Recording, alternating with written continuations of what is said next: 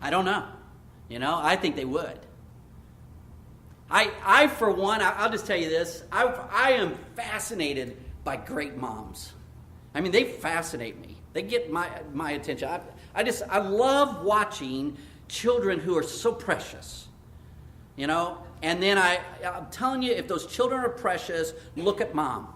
And we can't always blame everything on mom if they're not precious, but I'm just telling you, some of the most precious children I've ever seen come out of a house happened because the mother was right there, raising them and helping them and nurturing them and spending time in them. So there's nothing wrong with that. It's biblical. I think God had something in mind. In fact, in some ways, I wonder if we are hurting ourselves today because we still don't have enough of that.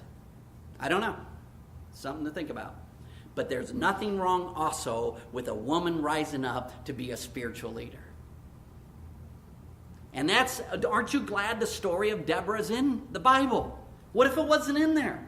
I mean, we're going to see this woman that God rose up to become a judge, a prophetess, meaning that she got prophetic insight from God about the future or what they needed to do. And in some respects, she kind of oversaw a military great action, a military leader, we could say. And so that's something that you see in Deborah. Holman's Illustrated Bible Dictionary points out this about Deborah. It says that Judges 5:7, which is not going to be the focus of today, it's going to be chapter 4, but Judges 5 is all the victory song that was sung by Deborah and maybe several others after they won the victory. So that's what that's all about. And you get a chance on your own, you can read that. But Judges 5:7 calls Deborah a mother in Israel because of her role in delivering God's people. Holman also says Deborah served regularly as a judge, hearing and deciding cases brought to her by the people of Israel. She held court, according to the Bible, at the palm tree of Deborah. Even named a palm tree after her. In the southern part of the territory of Ephraim, between Ramah and Bethel. Holman goes on to say, as a prophetess, Deborah summoned Barak and delivered, by God's prophecy, telling him God's instruction for a battle in the Jezreel Valley against the Canaanite army commanded by this leader, evil leader called Sisera. And Barak, who was assigned this task, obeyed, and the Israelites won the battle. And so that's what this story is all about. Let's start working our way one verse at a time. I'll walk through this and get some insights on this. Verse 1. Now look at the pattern here. Here's the pattern. After Ehud died, the Israelites, what? Once again did evil in the eyes of the Lord. So there's the pattern of Judges. Judges 4. Chapter 4, verse 2. So the Lord sold them into the hands of Jabin, a king of Canaan, who reigned in Hazor. The commander of his army was Sisera, who lived in this town, Harosheth Haggayim. Gosh, I feel like I could speak in tongues right now. Haggayim. Can you say Harosheth Haggayim? Verse 3. Because he had 900 iron chariots and had cruelly oppressed the Israelites for 20 years. Because of this, they cried to the Lord for help. Now, question you have to ask yourself here is why did it take Israel 20 years to cry out to the Lord for help? How hardened were they? Wouldn't it have been better, rather than going through 20 years of problems, to just humble yourself and cry out to the Lord after 3 years, 2 years, 1 year? But it's the story of most of us. We don't want to admit that maybe my situation, God's trying to get my attention. We don't want to look at it. So it takes years and years and years of God trying to get through to us until finally one day we say enough's enough. And you have to ask yourself today, how many years in your own life have you battled a certain problem? How many years? And wouldn't it be easier just to get past this thing? Just ask God to set you free, like all the songs of today had to do with. Verse 4, Deborah, a prophetess. So here's what happened. The people cried out in verse 3, it says, and then right away the Bible starts talking about this prophetess. So Deborah, a prophetess, the wife of Lapidoth, was leading Israel at that time. So we had at least a spiritual leader there trying to do something right, even though the people still were under bondage. Verse 5, she held court under the palm of Deborah between Ramah and Bethel in the hill country of Ephraim, and the Israelites came to her to have their disputes decided. So here's this woman sitting there as a judge, and people would bring their disputes, and then she would decide those.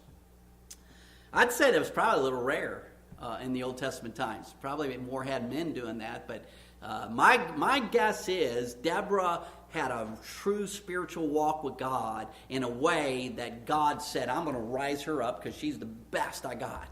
And I'm going to have her judging cases. I'm going to give her words of prophecy. And I'm going to even have her get involved with military stuff.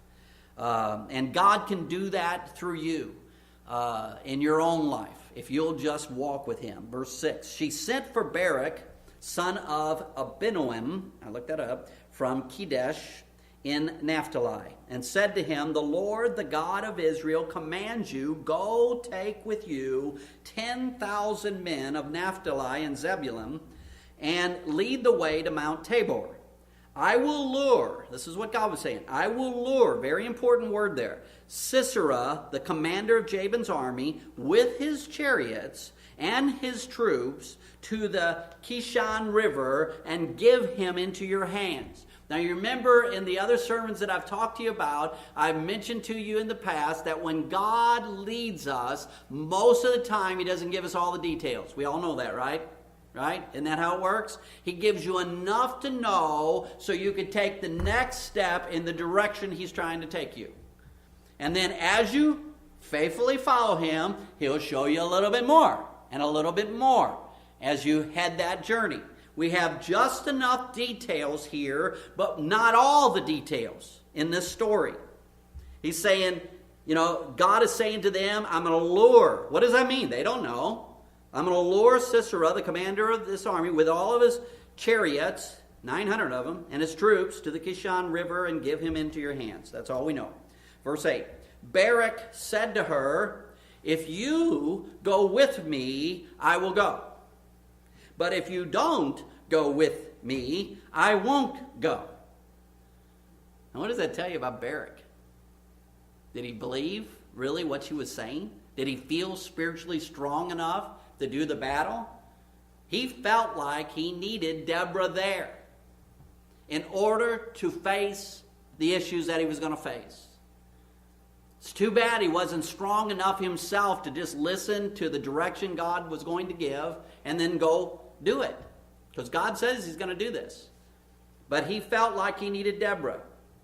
So here's what Deborah has to say in verse 9. First part of verse 9 says, very well, Deborah said, I will go with you.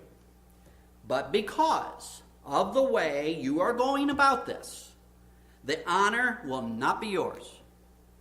For the Lord will hand Sisera over to a woman. See, what God was saying, and Deborah knew this. She got a prophetic insight on this. I don't even know if Deborah knew what that meant. Did God show her the end of this Sisera and what was going to happen? Did he give her like an image in her head? I don't know. All I know is she spoke from God those words saying, because you didn't believe me and I have to go with you, he's going to turn Sisera over to a woman for her death. Now, what does that mean? The Bible doesn't tell us right then what that means. It's going to eventually, I think, tell us. But here's two possibilities right off the bat. God was going to turn Sisera, this evil leader, over to Deborah, so to speak, since Deborah's going to be there. Wouldn't you think that would be the answer to that right off the bat, since it's kind of lined up with Deborah going with him? Or, number two, which is what I believe that she was referring to, and Barak didn't even know. He didn't even realize this. But it could be referring to the woman who ended up killing Sisera. There was a woman that ended up killing him later on in the story. And I believe that's exactly what Deborah already knew, that that's what was going to take place because Barak was not believing enough to go on his own. All right, so you'll see that. It'll come up here in just a little bit. Second half of verse 9. So Deborah went with Barak to Kadesh, where he summoned Zebulun and Naphtali. He did everything he was told. 10,000 men followed him, and Deborah also went with him. Now, she's going to be there right in the midst of the battlefield. Now, I don't know what the weather was like then. I know there was at least some rain before this event, and I'll tell you why I pretty much can say that was the case. But I don't know if it was during this time. The Bible doesn't make it clear. But on a battlefield is not exactly where you have air conditioning and soft beds. You know, it's an uncomfortable place to be. You're probably not eating like you would at home. So she's right there in the midst of it all with them. And sometimes in your own spiritual life, when God uses you, you'll have to be right there in the midst of the mess to be used of God. It's not always an easy walk, is it? Sometimes God calls us into tough challenges. And if you're that spiritual leader, sometimes you got to walk that walk right with them. Let's go a little further. Verse 11. Now Heber the Kenite had left the other Kenites, the descendants of Hobab. Now Hobab was Moses' brother-in-law. The Bible tells us that right there. And pitched his tent by the great tree, and I had to look this up. How in the world do you pronounce this thing? Zaanannim, near Kadesh. Verse 12, when they told Sisera that Barak, son of Abinoam, had gone up to Mount Tabor, Sisera gathered together his 900 iron chariots and all the men with him. Now, it does not say how many men were with him. It might have been just a group right there. Bible doesn't give us, Bible tells us how many Israelites met and went. How many Israelites went? How many did it say? 10 grand, 10,000. It doesn't say how many that Sisera had. So he gathers them up. All right, that's all we know. And all of his 900 chariots. Verse 14. Then Deborah said to Barak, "Go!" Exclamation point. Go. It's an order. It's a command. It's powerful. Go. This is the day the Lord has given Sisera into your hands. Those are such cool words. Are those not cool words? I mean, wouldn't those be words that if you were facing a problem, you wish God would send someone to say, "Go!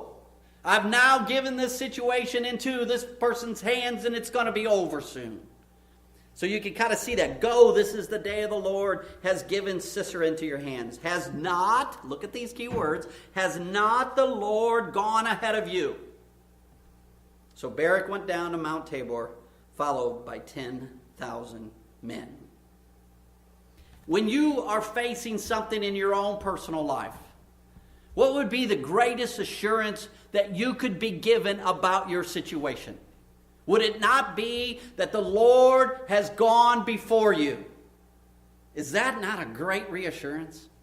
The Lord has gone before you. What does that mean? We've been told, if you've been a Christian for any length of time at all, you've been told that even though you don't understand everything you're going through, many times God is doing something that you can't see. You've heard that, right? Everybody's heard that? And that's true. In your walk with God, that will be a true thing. And so the fact that God has already been going ahead of this situation and this problem that has lasted for 20 years, He's already gone ahead and He's already moving. He's already doing things.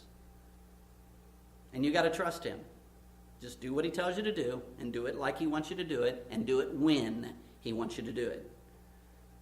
Has not the Lord gone ahead of you? Deborah asked. Verse 15. At Barak's advance, the Lord routed Sisera and all his chariots and army by the sword.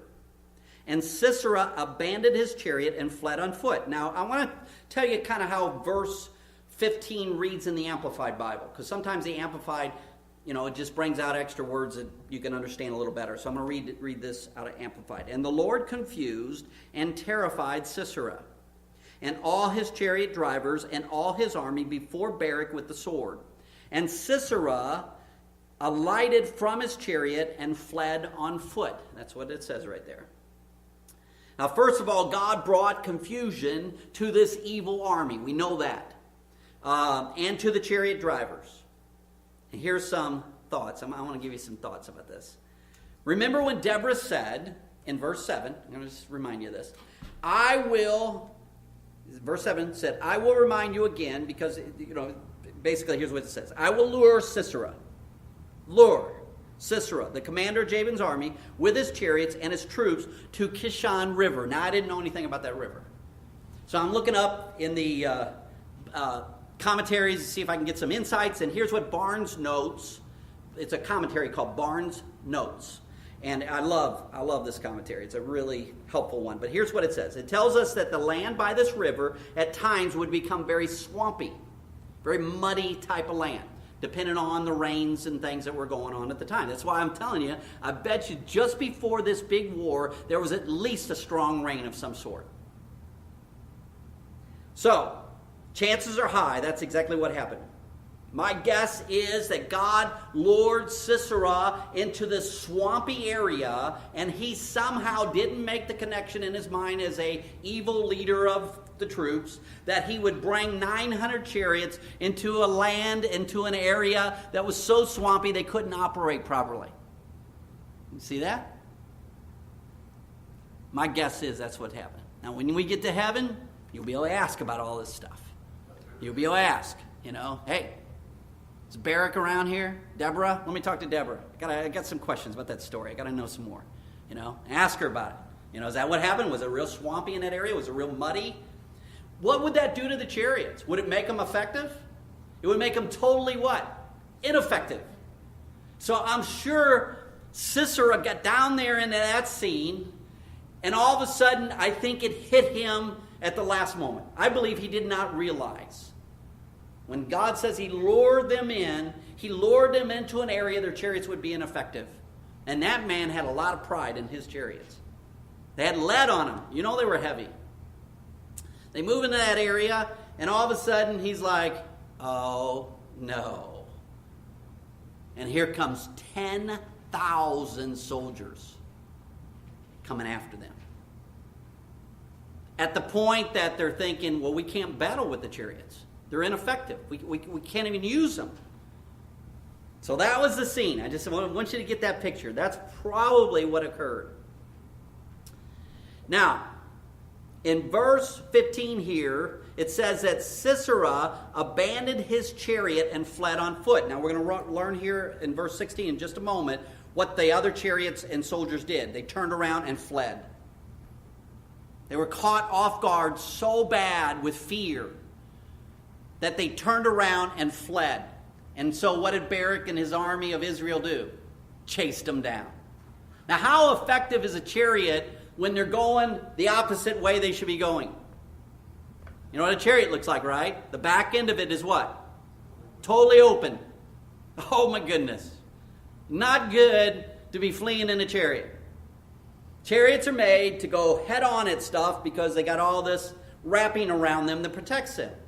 As soon as fear overcomes Sisera and his evil army, they're fleeing, which left their backs totally open.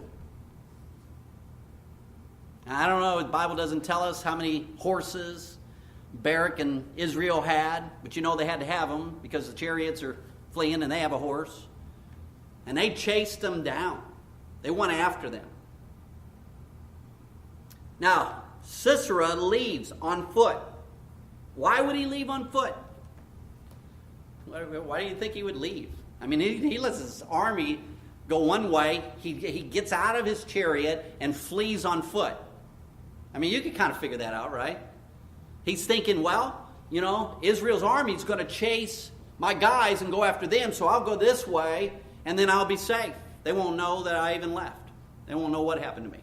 They'll figure out I jumped on the bus with another chariot. It's kind of like a bus. Extended, has extra seats. So I'm going to jump on that and I'm going to head with them. So he flees. Okay, so let's look at the rest of the story. Verse 16, but Barak pursued the chariots and army as far as this place called Harosheth Haggim. All the troops of Sisera fell by the sword. What does the Bible say? Not a man was left. Here they had these strong iron chariots that should have never been defeated, but because they were running in fear, fleeing in fear, and their backs were open, they were open to be attacked and killed. Verse 17, Sisera, however, fled on foot to the tent of Jael. And that's actually how it's pronounced. I looked that up, and I'm thinking, well, it looks like Jael. And I listened to it, and that's how they pronounced it. Jael, the wife of Heber, the Kenite, because there were friendly relations between Jabin, king of Hazor, and the clan of Heber, the Kenite.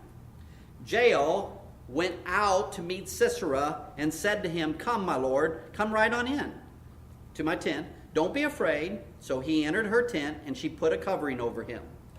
"I'm thirsty," he said. That's verse 19. "Please give me some water." She opened up a skin of milk, gave him a drink, and covered him up. Verse 20. "Stand in the doorway of the tent," he told her. "If someone comes by and asks you, 'Is anyone here?' say no." Verse 21. But Jael, Heber's wife, the Bible can be so blunt sometimes. You ready for the bluntness?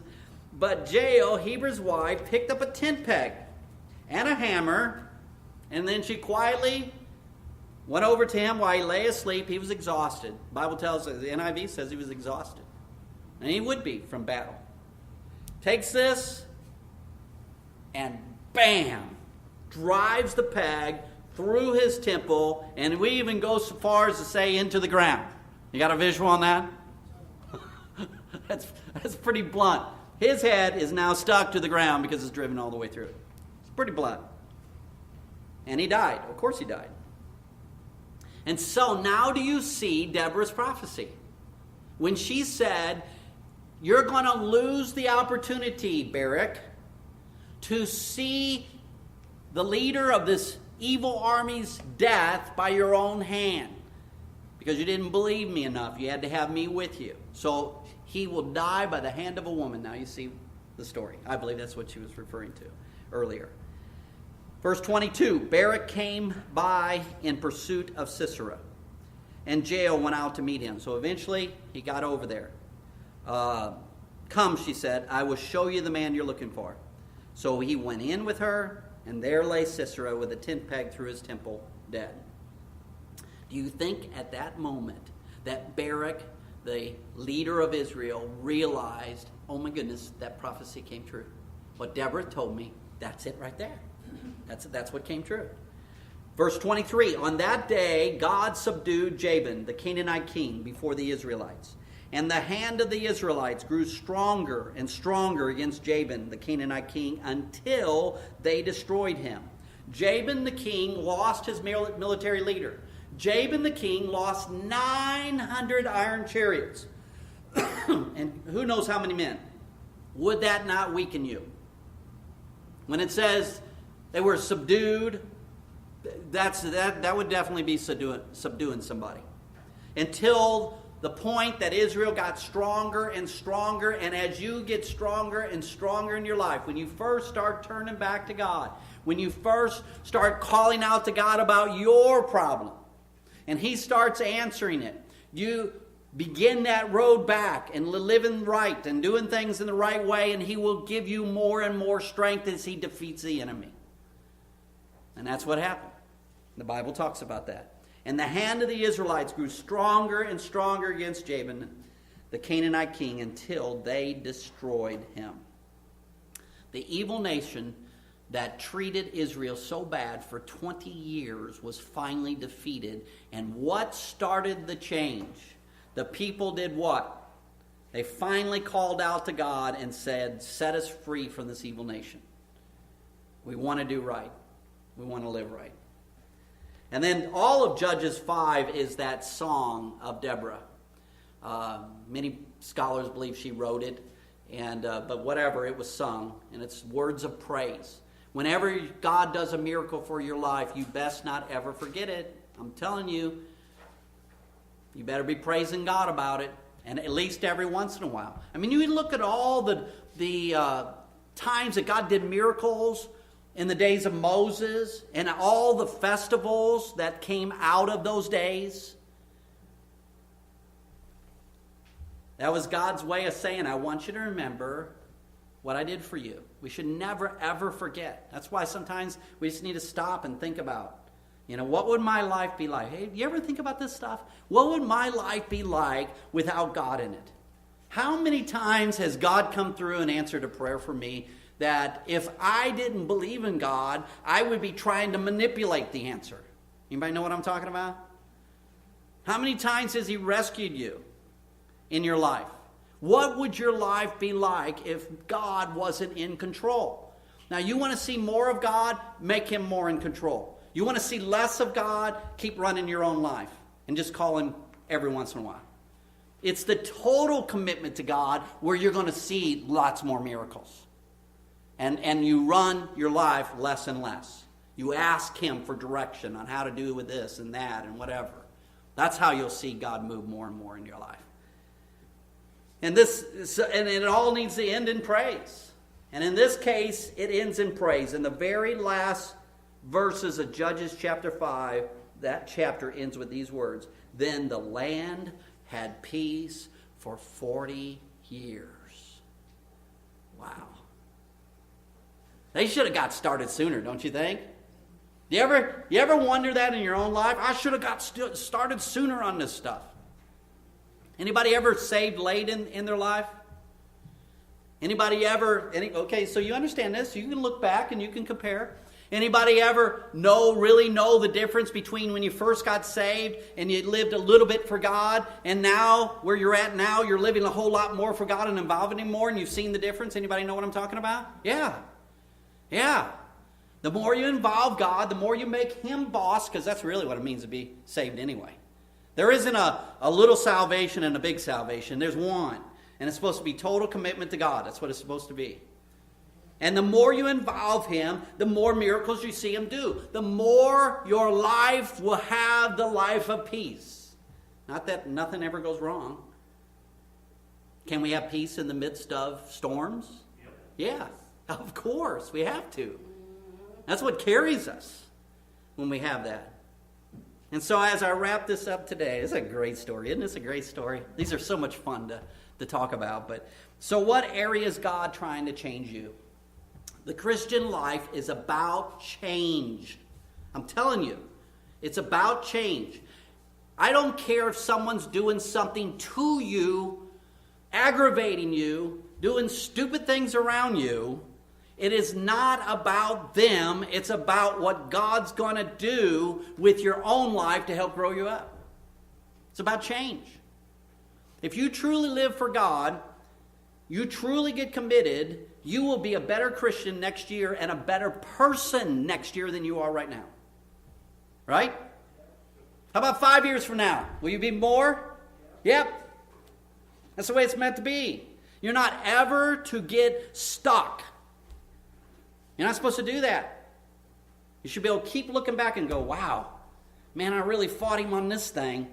When I finally gave up, look at what he's done since then. And then you'll start seeing that the change was good for you even though you fought it. And I'll tell you something else, it'll humble you. Because there's a lot of things people do that ain't right. But if you're growing through everything, every time Satan throws something at you negative and you turn it into a positive, you'd think he'd quit messing with you. You see that? If you had an enemy that every time they attacked you, you got it to be a better person, if that enemy has any brains at all, what are they going to do? I think I'll just leave them alone. You know? But that's the Christian life. We know that God will turn all things into something good if we truly turn our life over to Him and let Him guide us. So what areas is God trying to change you? At what point are you going to call out to Him to stop the power of the enemy over your own life? And wouldn't it be better to do it now rather than waste 20 years like those people did before they cried out to God? And look how quickly God answered. I mean, he got rolling on this thing right away. Started talking to Deborah, came up with a plan. This is the way we're going to do it. And the result was 40 years of peace. Are you ready for the protection of God? Are you ready for some peace in your life? What area is God speaking to you? Let's stand. Let's stand. let's close in prayer, and you do your own prayers, because that's what really makes this work. And let's just think. Let God speak to you. What area has He been talking to you today that maybe you're battling with, you're frustrated with? And just ask Him about that.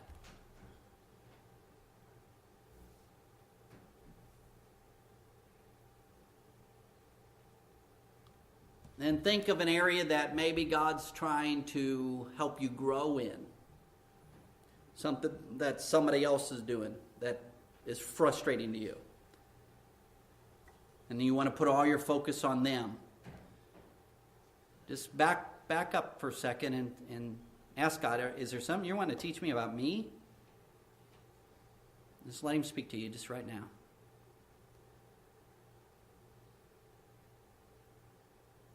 And then think of an area that you've been resisting Him and not allowing Him to work in that area in your life. And just ask Him to set you free from that. Just take a moment so that 20 years is over with. And you can start seeing His victories.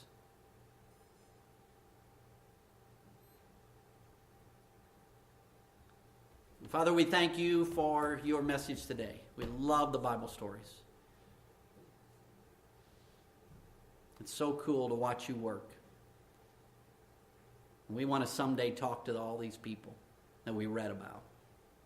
Ask them about their times, and when we get to heaven, and tell us more. I'm sure there's more to the story. But may we always apply the story to our own life so that we grow and become what You want us to become. We pray all these things in Jesus' name. Amen.